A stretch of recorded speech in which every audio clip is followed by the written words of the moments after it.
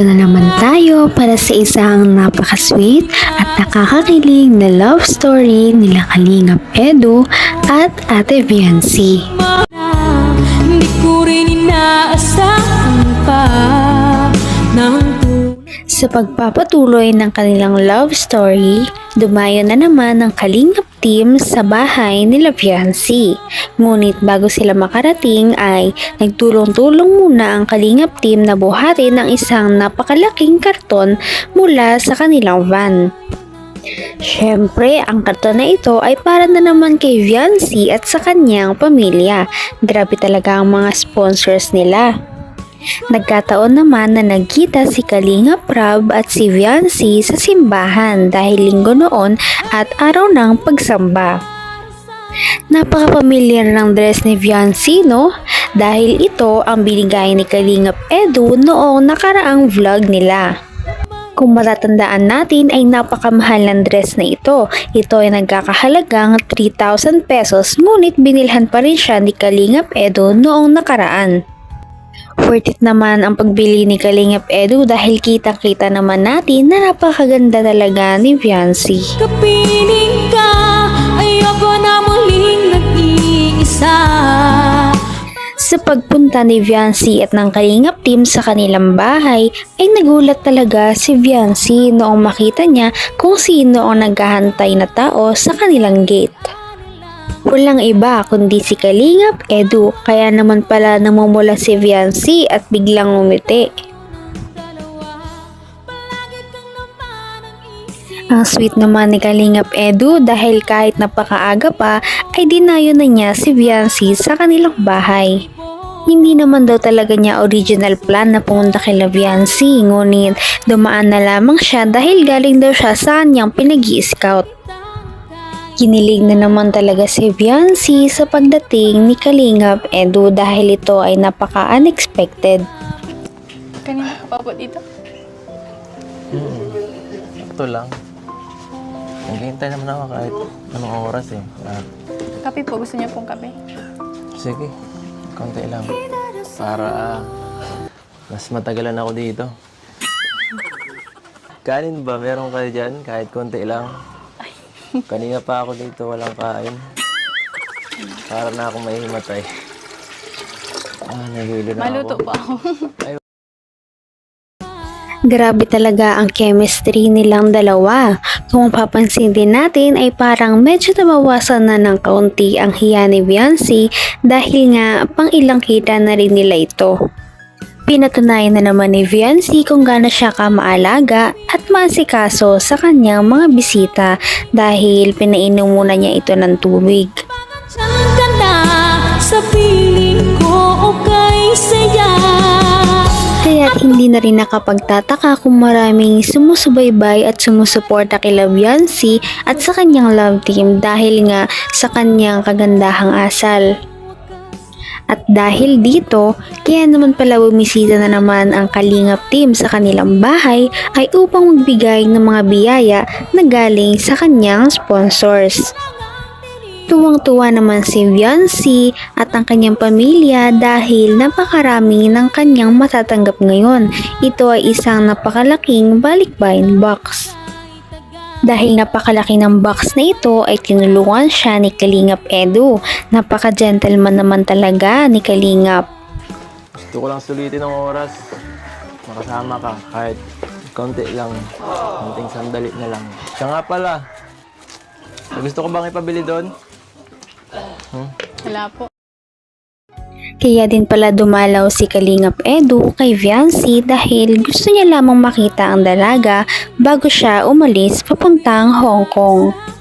Napaka-humble talaga ni Viancy dahil kahit tanungin siya kung anong gusto niya pasalubong ay hindi man lang siya sumasagot ng kahit ano. Pagkatapos nito ay tuluyan na nga nilang binuksan ang balikbayan box kung ano nga ba ang mga laman nito dahil mukhang napakalaki at napakabigat. Grabe naman talaga ang pagmamahal ng mga supporters kay Viancy at sa Kalingap dahil napakalaki at napakadami pala ng laman ng balikbayan box. Ito pang ice cream. Yan na ito. Ito pang bukas ng dilata. Pag-inggit, pikit. Mag-alala. Makikitulog ako dito. Alam mo, kung anong sa kanya, sa akin din. Ano? Tawasin mo ako eh. Tawasin mo! Tawasin mo! Tawasin mo! Swiss cheese. Masarap to. Grabe talaga tapakasiyang kasama ng Kalingap team dahil dito ay napapasaya nila si Viancy. Kaliwat ka ng pagbibiroan ng kanilang ginagawa habang nagbubukas sila ng balikbayan box.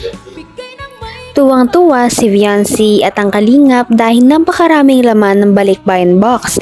Meron itong lamang 1 dosenang sombrero na para sa K-boys at maraming panluto para kay Viancy kagaya ng mga kutsara tinidor, plato, mga kawali, mga rice cooker at iba pa. Di pa, ang dami. Pwede na po ako magluto. Pantinda. Pwede ka na magtinda dito, napakadami. Ibang klase yung pagkakaano niya. Ang dami. Ang dami yun. Thank you po saan man nagbigay po ng ano. Ayan. Bagay ba? Yo. Kung gusto mong lumigaya ang iyong buhay, humanap ka ng kalampito sa tibigin mong kunay. Talaga namang deserve din talaga ni Viancy na mabigyan ng mga ganitong bagay dahil sa napakabait niya ang ugali at napaka-humble din na bata. Kailan po pala yung ano yung alis niyo po sa ano? Kailan ang alis namin? Bakit? Gusto mo ba si mama? Sayang. Wala pa naman po akong ano passport. Sayang nga, di umabot. May gusto pa naman sana sa'yo magbigay. Saka sana, sayang talaga. Gusto ko rin kasama ka eh. Matagal-tagal yung ano natin. Muling pagkikita, no? Nakakalungkot ng konti. Gusto ba sila lang natin to? Baka mamiss mo eh. Baka mamiss ko talaga. Oh, bakit kayo nagbo? Kuha ka na kasi ng passport. Samahan kita. Para next time, pag lumabas tayo ng bansa, makasama yung mga... Makikita naman natin na parang lumalambot na nga talaga si Viancy kay Kalingap Edu dahil nagsasalita na siya hindi gaya ng dati na wala siyang imik kay Kalingap Edu.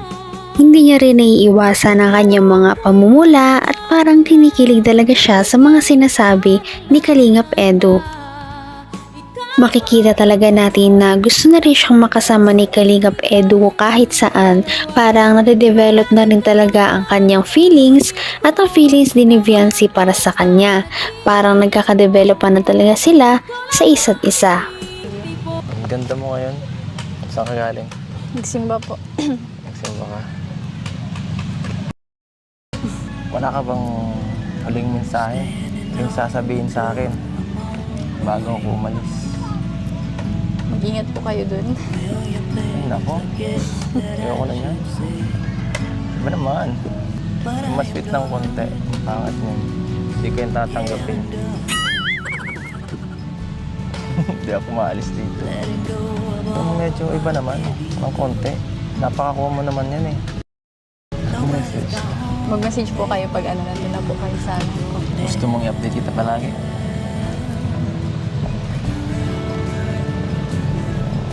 Silent means yes. Ano?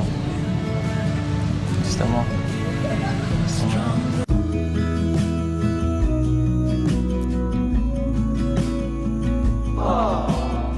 Sige po. Para po alam namin na ano, ligtas po kayo.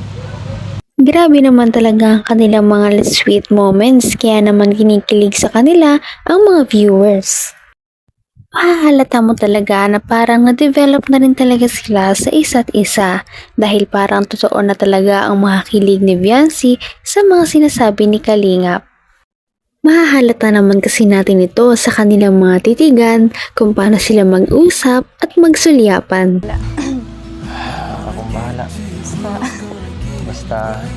Para sa puso. Mag-iingat kayo dito ah. Kayo ng mga angels. Pwede rin naman kayo lumabas, magkakasama. Basta huwag kayo magpapagabi. No? Babay na muna. See you in 1 week. Ay. Sige nga. Napunta ako dun. Mapunta ako dun sa Hong Kong. Opo. Opo po.